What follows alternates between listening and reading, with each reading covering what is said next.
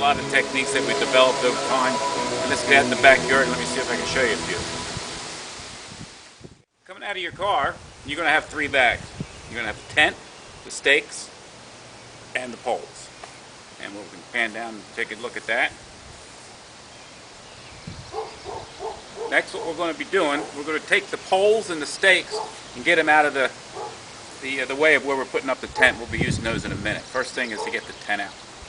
Okay, now if we get the tent out of the bag like this, what you want to do is look for the flattest area and to install it, because we can put a tent on the side of a mountain, but it's always the tables and chairs that you need to deal with.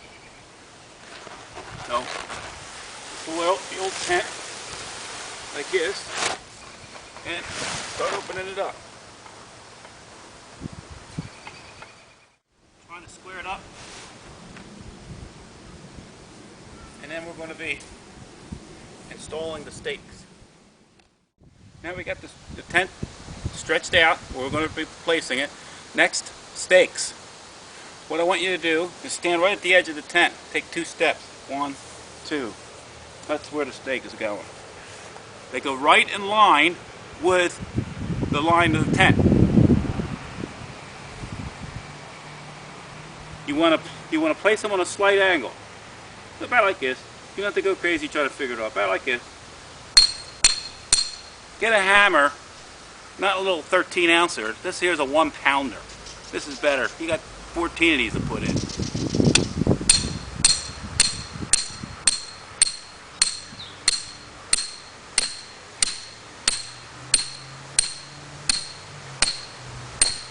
That's usually pretty good right there. So next, you take, see there's 2 ropes at each corner. Pick one, makes a loop.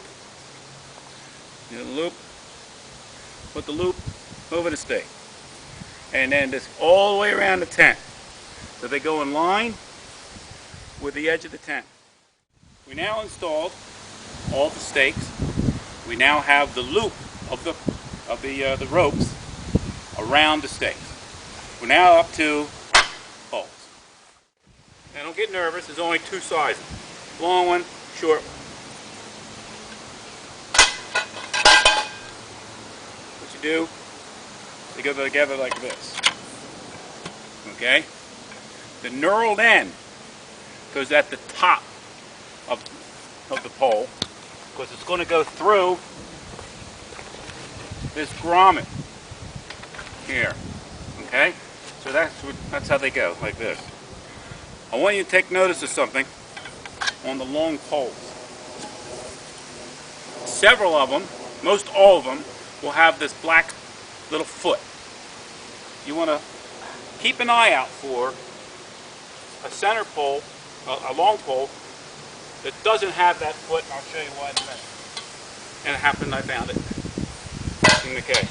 That's going to become your center pole. Your center pole is made up of 2 long ones and a short one.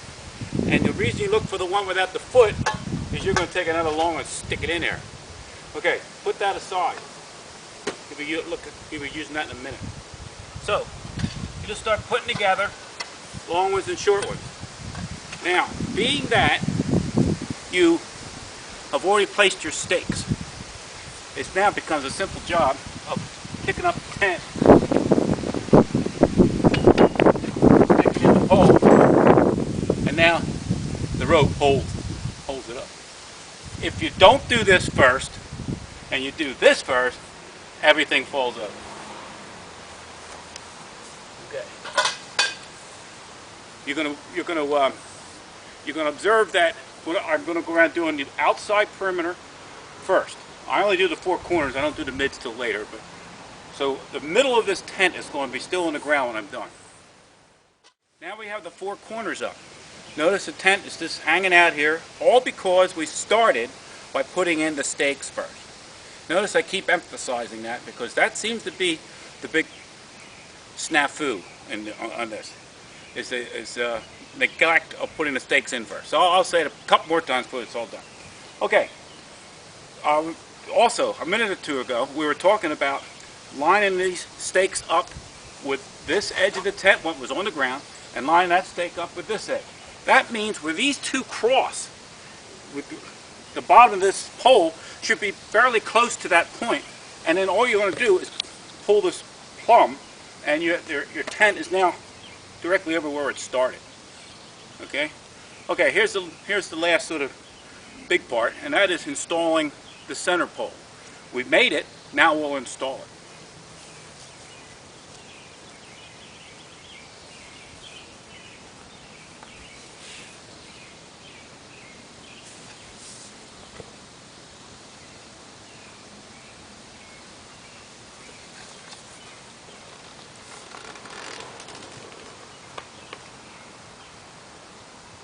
Yikes, it's beginning to look like a tent. Okay, next we put in these intermediate poles. Well, now it looks like a tent, just about. There's a few things we can do to tweak it. We now just put our intermediate poles in. It's the same pole. Long one, short one, same thing. Okay, here is this nylon slide that is on each of these ropes, which make up the loop.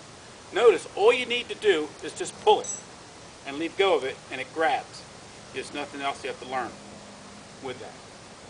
You now want to start looking at the fact that we call this in the world of tenting droopy drawers. You want to get rid of this. So you go up here to the beginning and you start pulling it out. And you pull it out. Then you come down here, and you pull it out just by yanking up on this nylon slide. Pull it out. See how it gets rid of most of it? Sometimes you can't get rid of all of it if the topography of the ground is a little different, but you get rid of a lot of it. Okay, here's the last thing we want to show you. This rope coming down the center pole. You need to do something with it. And there's a knot that we want to show you that you need to attach this rope to the pole.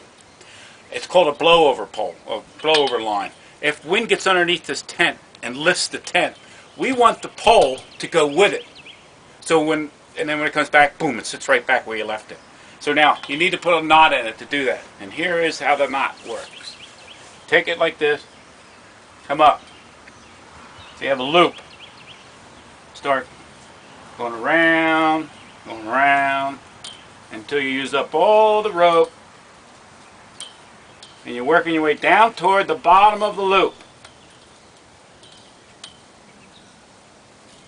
Then take what's left and stick it through the loop,